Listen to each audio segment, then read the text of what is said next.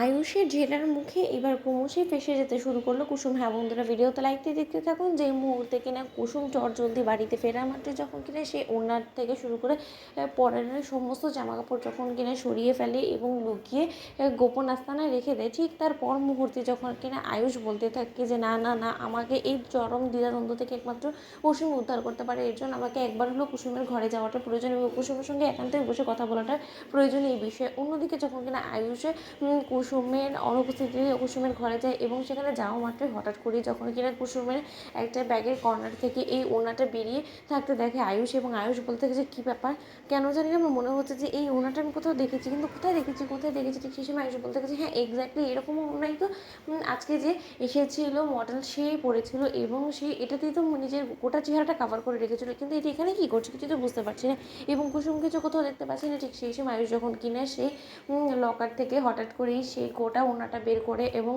আয়ুষ যখন কিনা চিনতে পেরে যায় এবং আয়ুষ যখন কিনা বলতে থাকে যে এটা যদি কুসুমের কাছে হয়ে থাকে তাহলে কি খুব সম্ভবত আমি যেটা সন্দেহ করছি সেটাই কি সত্য, যে কুসুম বাড়িতে থেকে আমার পিঠ পেছনে ছোড়া ঘুরছে, দিনের পর দিন আমাকে ঠুকিয়ে চলেছে, আমার সঙ্গে মিথ্যাচার করে চলেছে, ওই ছদ্মবেশ ধারণ করে কি আজকে ঢুকেছিল সেই কন্টেস্ট্যান্ট হিসেবে সেই কম্পিটিশনে। তার কারণ এই এক্স্যাক্টলি আমার স্পষ্ট মনে আছে, এই জামা কাপড় পরে এই ওড়না পরে এবং ছদ্মবেশ ধারণ করে কিন্তু সেই মডেলটা এসেছিল নিজের চোখ দুটোকে ম্যাচ করানোর জন্য, এবং সেটা যখন কিনা একবার ম্যাচ হয়ে গেছে তার মানে আমাকে যে করে হোক না কেন আসল সত্য অবধি পৌঁছতে হবে। ঠিক সেই সময় আয়ুষে আরও কিছু খোঁজ করতে করতে যখন কিনা হঠাৎ করেই কুসুমের হাতে থাকা সেই স্কেচটা দেখতে পেয়ে যায় এবং আয়ুষ যখন কিনা বলতে থাকে যে এটা কী করে সম্ভব হতে পারে, যে এই স্কেচটা কুসুমের কাছে কোথা থেকে হলো, স্কেচটা তো নষ্ট হয়ে গিয়েছিল এবং কাকিমুড়ি তো সেটাই বলেছিল, কিন্তু এই এক্স্যাক্টলি দেখতে স্কেচটা পুরো চেহারাটা দেখে তো কেন জানি না মনে হচ্ছে যে হুবহু কুসুমের মতন, এবং যে দুটো চোখের স্কেচটা সেদিন ঈশানের ফ্রেন্ড এসে করে দিয়ে গিয়েছিল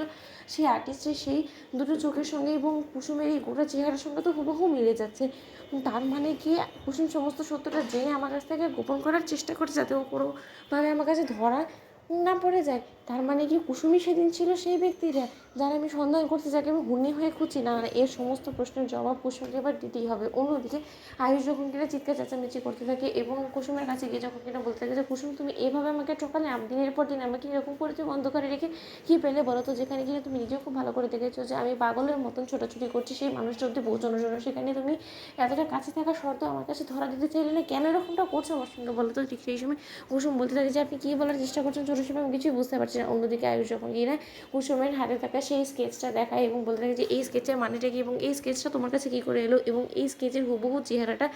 কী করে বা মিলে যায় তোমার সঙ্গে বলো তো, এবং তোমার চেহারায় বা সেই আর্টিস্টটা কী করে আর্ট করলো বড় কুসুম, এই জবাব আদৌ তোমার কাছে আছে? তো বন্ধুরা লাইক কমেন্ট শেয়ার করে সাবস্ক্রাইব করতে ভুলো না।